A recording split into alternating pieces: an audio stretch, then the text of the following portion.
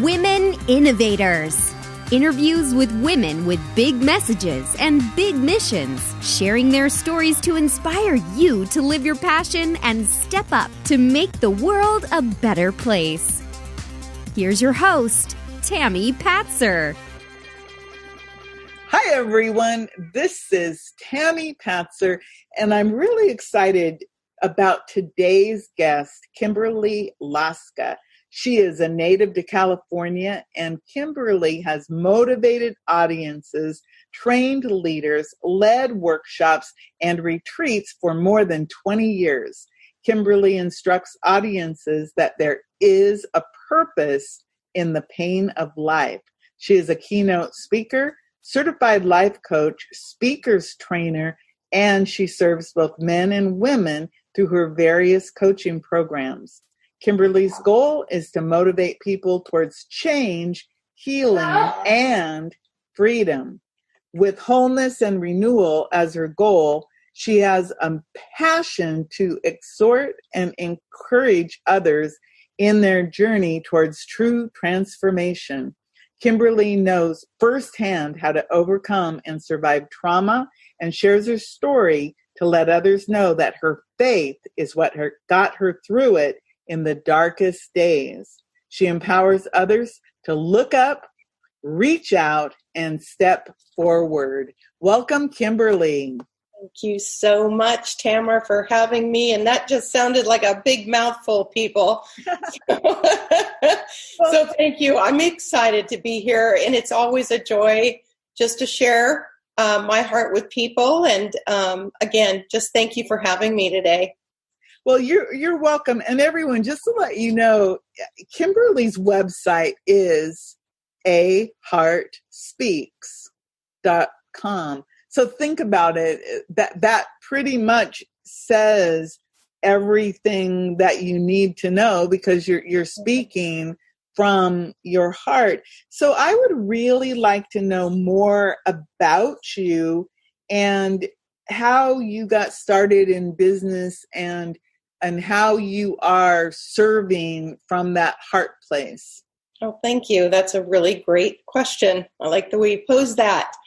I started out, I have actually been somewhat counseling people since I was about 16 years old. I've had a heart for people, and I love to hear their stories.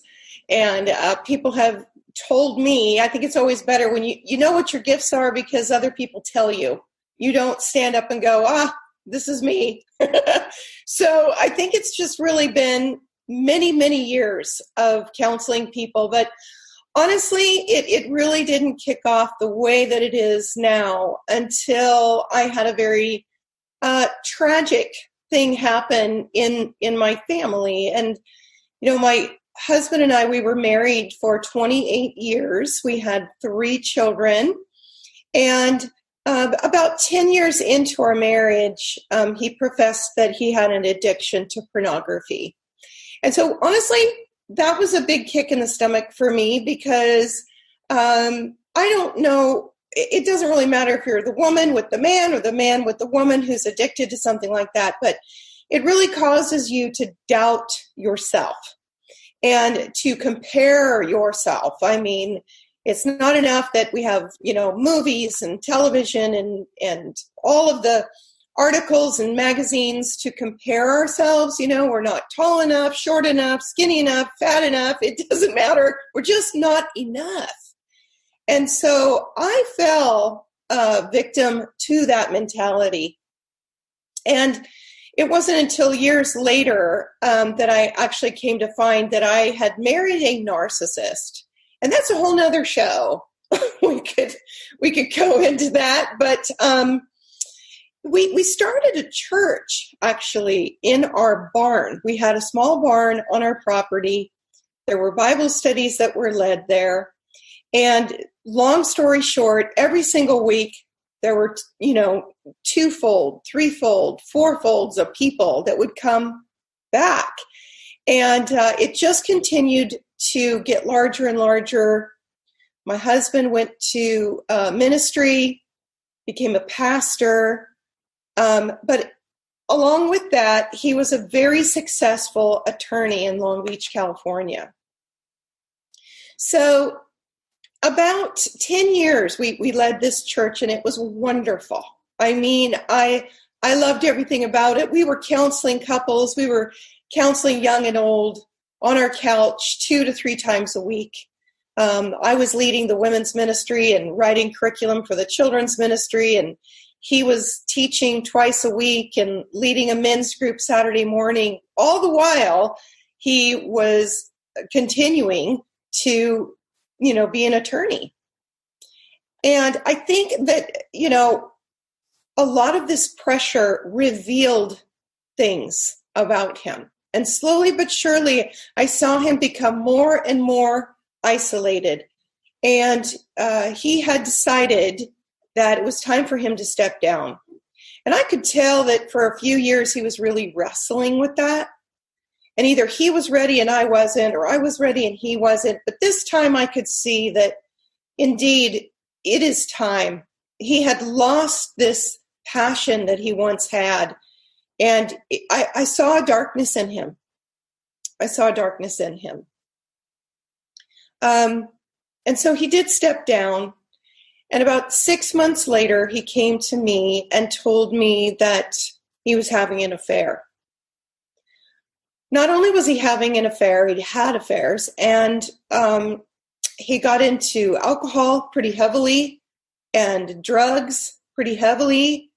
And I saw a picture of a man that I had no idea who he was. And, you just try to be the billboard couple and think we're just going to come out of this and we're just going to, really stick it out and overcome. Because honestly, when I look back, I'd overcome quite a bit with him. But we tried counseling for about a year together. And through that time, I found out that he was borderline personality disorder. I had no idea up to that point what that even meant.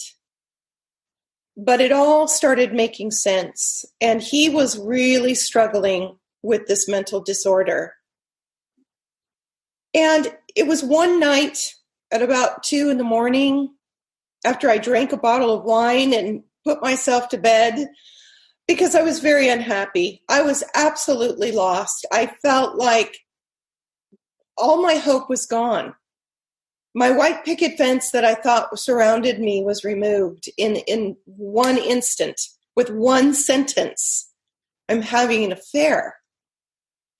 And once again, I went back to the less than, not enough, can't keep your husband, all that, and really, really turned that inward on myself. But that night, I was awakened by a very strong scent in the room.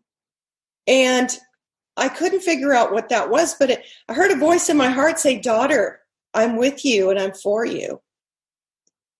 Well, I had had a bottle of wine the night before, so let's get that straight. So I rubbed my eyes and I thought, hold on now. And I heard it again in my heart. "Daughter, I'm with you and I'm for you." Then I knew this was the voice of my Lord. And I sat up and I heard it one more time. "Daughter, I'm with you and I'm for you." And tears just began to stream down my face. I was shaking. My heart was aching. But at that moment, Tamara, I raised my hand in the pitch of night. I raised my hand up and I said, "I vote for me. I vote for me." This was this turning point for me. I no longer needed to be ragdolled by this situation. I wasn't going to allow this man any longer to steal my voice, because that's what had happened. Over the years, I lost myself.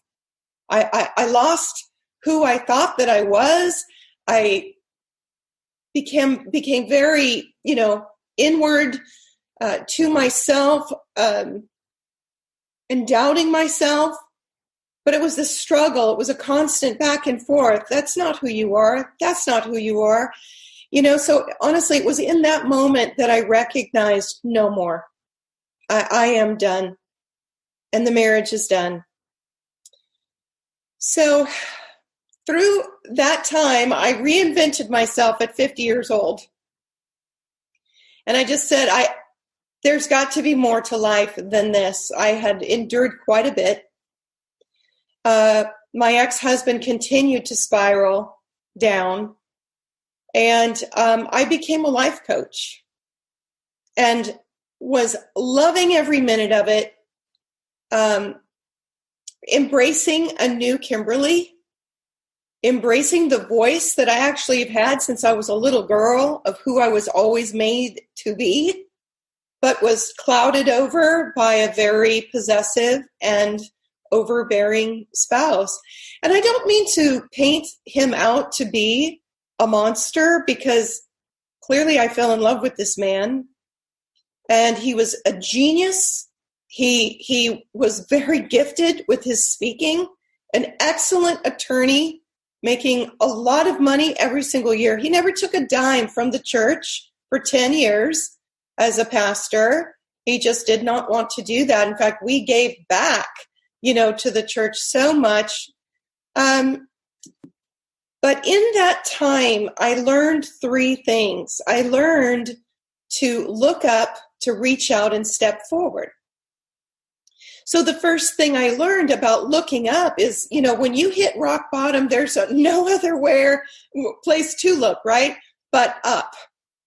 And I learned that, all my controlling and wrestling and trying to make this thing fit, it wasn't working. And so I looked up to God, the one who is greater than I, and I said, I need you. I need you because I don't know what to do. I don't know what path to take. And it was then that I learned about my true identity. I learned my value. I learned who I truly belonged to. And from that, he taught me to reach out. When you're at the bottom and the spotlight was on me in the community. I mean, everybody knew, John, and we're hearing about John and I separating and then divorcing. And I grew up in Northern California, the tip top in Crescent City, California. And that's where the redwood trees are found. And they're magnificent. They're tall, they're massive. And I remember one time walking through the forest up there with my grandfather, and I noticed this big tree that had toppled over.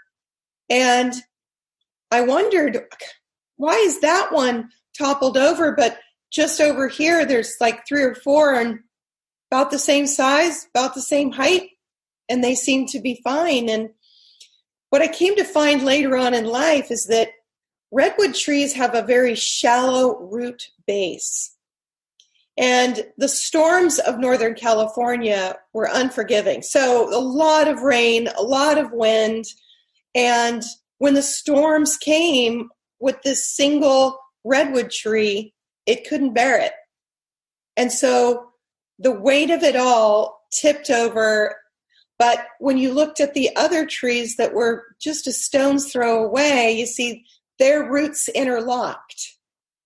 So though they're shallow, once they're interlocked that way, it creates a strong foundation. And God reminded me of that. And I reached out to a handful of people that I knew I could trust, that I could rely on. And the word says that we're to give out the same comfort that was given to us. And so I reached out and I locked arms with people that I could journey with, because honestly, we were never meant to journey life alone. We are meant for community. I mean, even the apostles were sent out 2 by 2, not by themselves, on their own, so that when one falls, the other is there to pick them up. God deems community and relationship very precious. And so because I looked up, I relinquished, this control. I locked arms with people who would help me, who I could lean on, who I could look to for advice and wisdom. I was then able to have the boldness and the courage to step forward into the newness that he had planned for me. And I'm a very visual person. And so the vision that he gave me was a trapeze, the flying trapeze.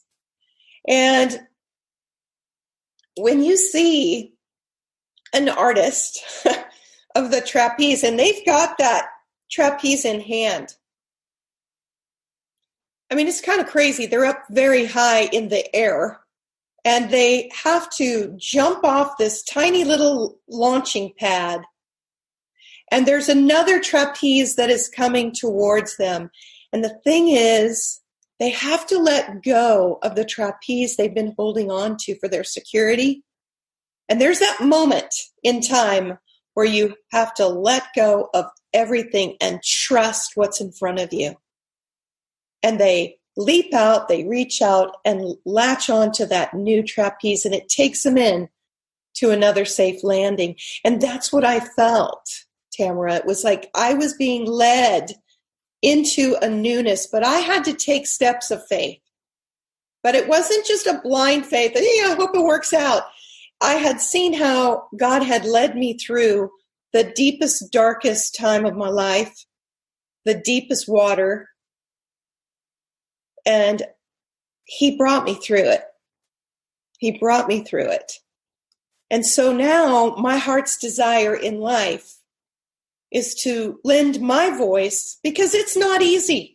It's not easy to go stand on a platform and sort of be naked in front of people, right? And tell them this is me, right? This is what happened to me, warts and all, let's sit around and have a cup of coffee. It's not a light topic at all. It's painful.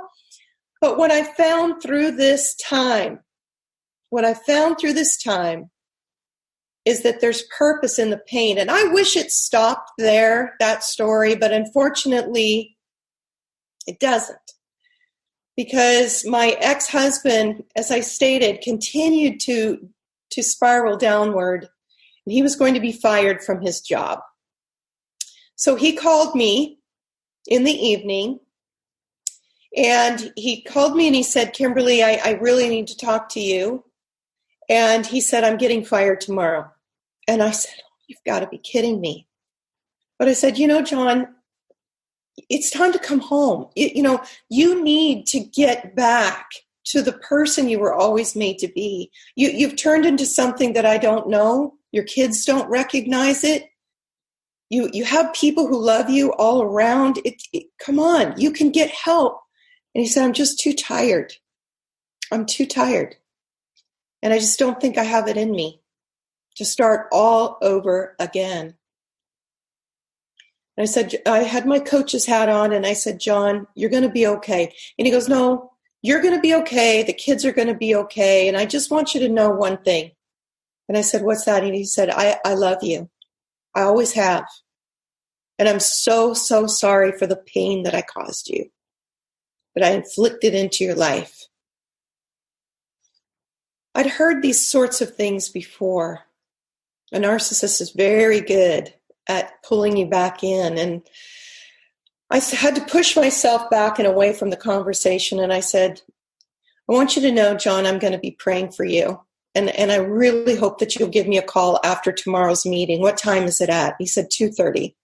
I said, okay, I hope that you're going to call me, and I'll be praying. I'll be praying. And he said, thank you so much. And we hung up. The next day came, and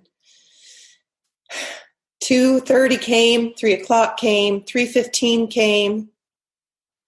And I thought just something in my belly was telling me something's not right. I sent him a text. I called him. No answer. Went directly to voicemail. And shortly thereafter, I received a phone call. And it was my daughter-in-law. And she said, are you by yourself?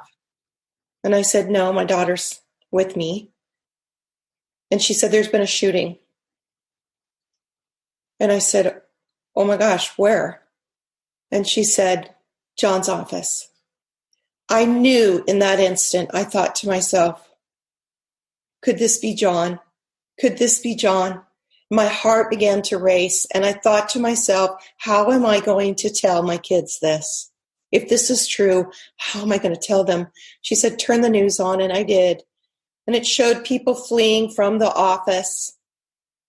And what had occurred is John went in to the office for that meeting, and he shot and killed his senior partner, critically wounded his other senior partner, and then turned the gun on himself and committed suicide. You know, that never, the impact of that in my heart never gets easier about then when I share that.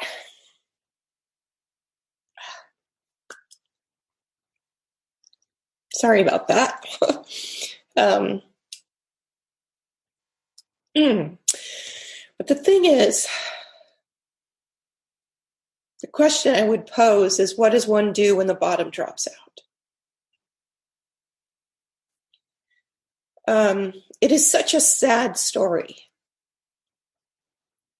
But I can promise you now that I can look back and I can know that everybody experiences pain. Everybody experiences trials, circumstances that are devastating.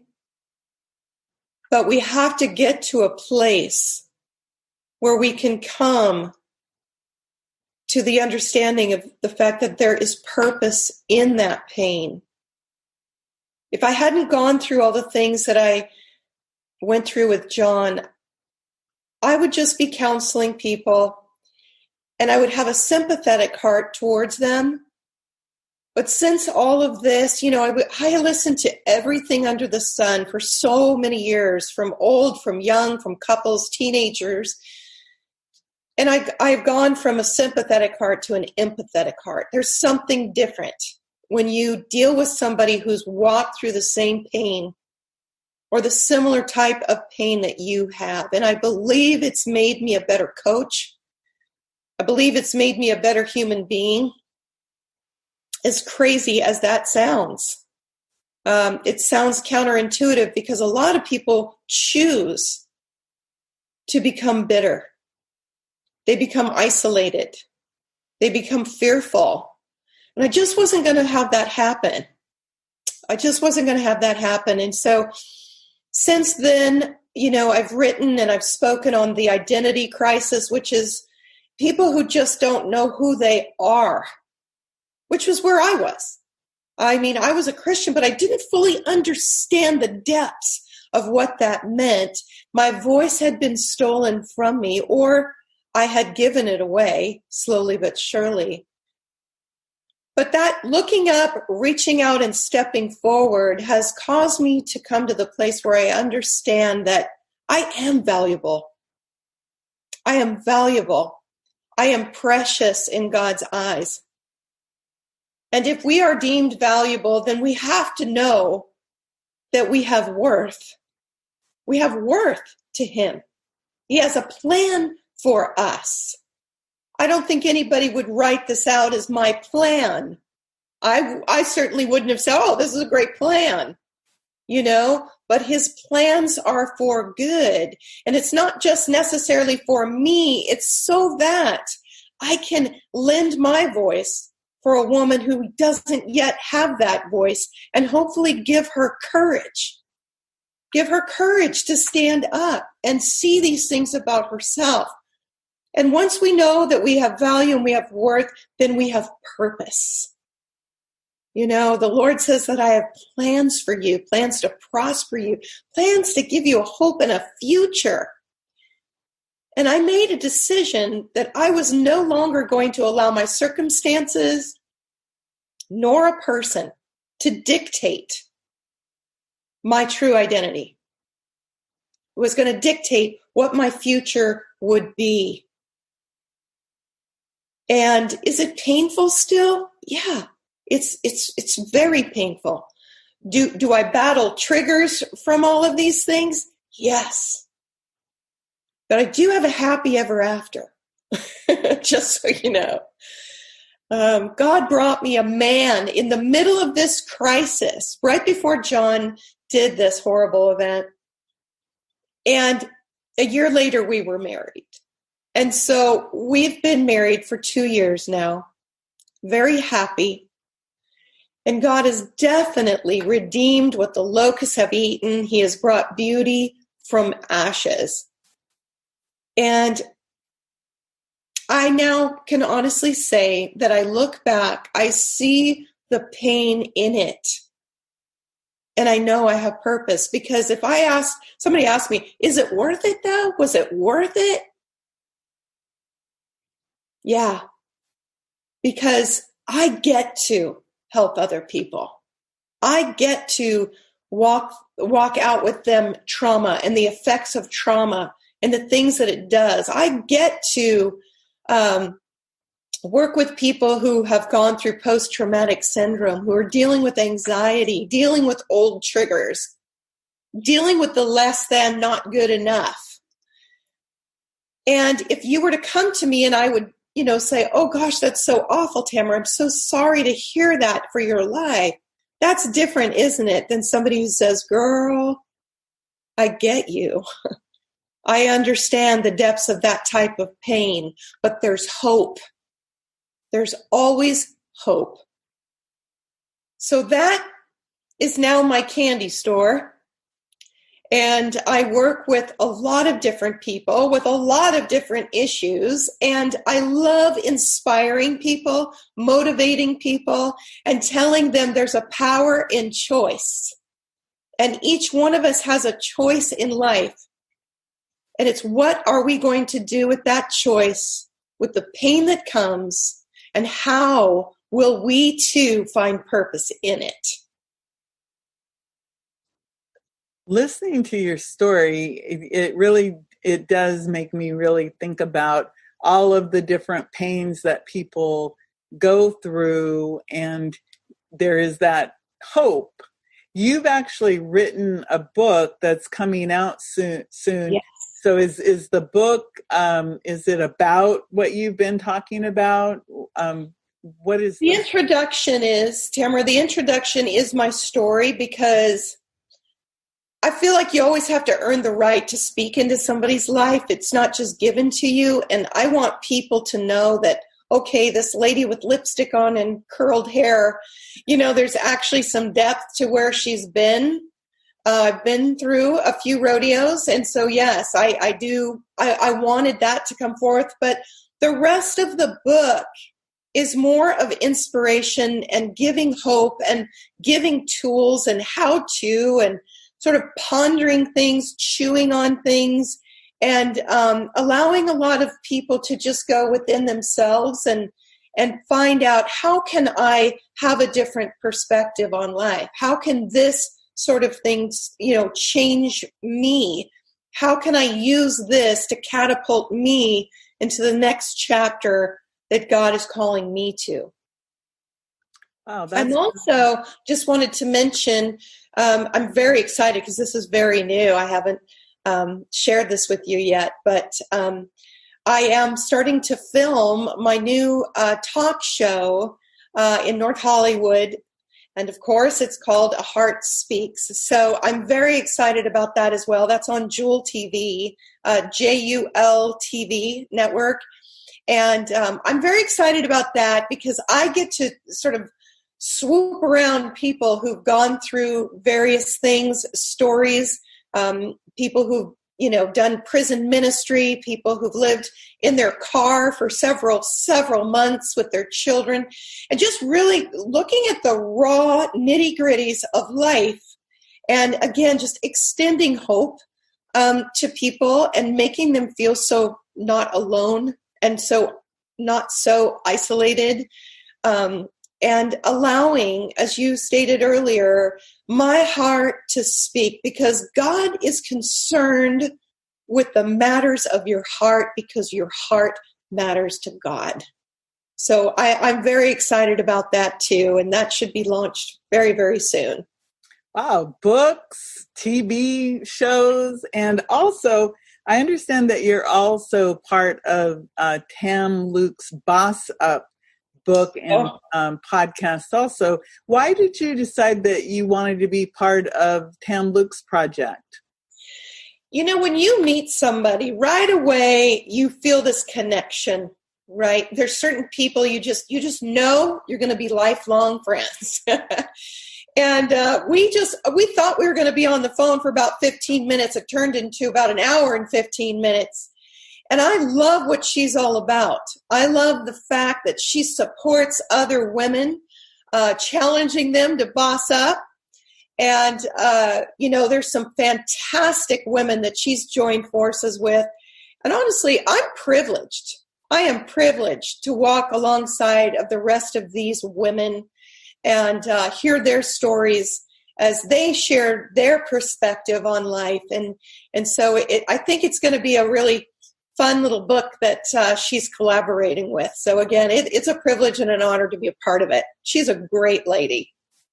Well, I love that because I resonated with her too. And that's how you ended up being on my Women Innovators program, is because of Tam Luke and her Boss Up program. So, we're all, around the globe coming together. I wanted to ask you one more thing. So the website is heartspeaks.com, and you have the TV program coming out on the Jewel Network, and that is called A Heart Speaks also? Yes.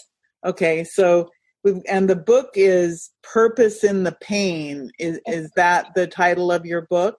That's correct. Yes, it is. Where will we be able to find that book? That'll be through Amazon, and it will be all over my webpage. And, you can also find me on Instagram at A Heart Speaks, and then the number 2.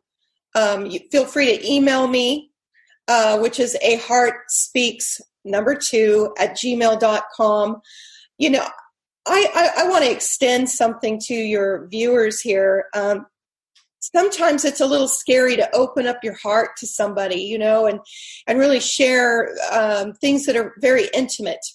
And I want to please extend to you a free session for anybody. It's something that I offer to people. It's my gift. It's my gift to you, to your viewers. And all they have to do is go on my website. They can, click on my calendar and schedule a free breakout or breakthrough session. And I just would welcome you. I want to serve you in any way that I can. Well, that's a beautiful gift. And I know that your story, will touch many people, and you're absolutely right about just listening to you. People know that when they will talk to you, that you will be someone who knows. Thank you for that. Doubt that you're there for them and will support them. I can feel that coming. Thank you. That, when we're 3,000 miles apart. Yeah. So that's really beautiful. So Kimberly, before I let you go, do you have anything else that you'd like to share? Yeah, especially during this time, right? The coronavirus is keeping us quarantined and in our houses. And honestly, a lot of people are wrestling with anxiety because of that. I'm a people person too. And, most of my sessions with my clients have been on Zoom. And, it's the next best thing, but it's difficult. And it drums up a lot of things, perhaps even from our childhood. The fear of abandonment, of just the uncertainty. But I just want to say to you directly, if you're listening, watching this, please, if you've heard anything today, just know that there is always hope, that this is but for a moment, and it too shall pass. And there's so much to come. Utilize this time. It's awesome. You're watching this, you're feeding your mind, you're feeding your heart, you're feeding your soul with goodness. And the word says to focus on whatsoever is lovely, right? Whatsoever is good, whatsoever is of good report. Focus on these things. Be mindful what you watch. Be mindful what you hear. Because as my grandmother used to tell me, what's in the well comes up in the bucket.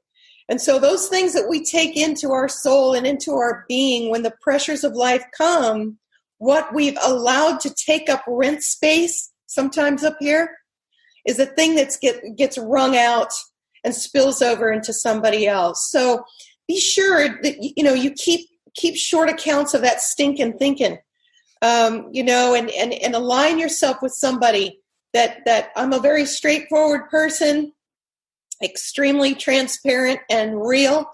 And I like to get to the root of things very, very quickly. And I just extend that to you. Would you please take me up on my offer and come and let's have some time together, even if it's on Zoom or over the phone, whatever works best for you.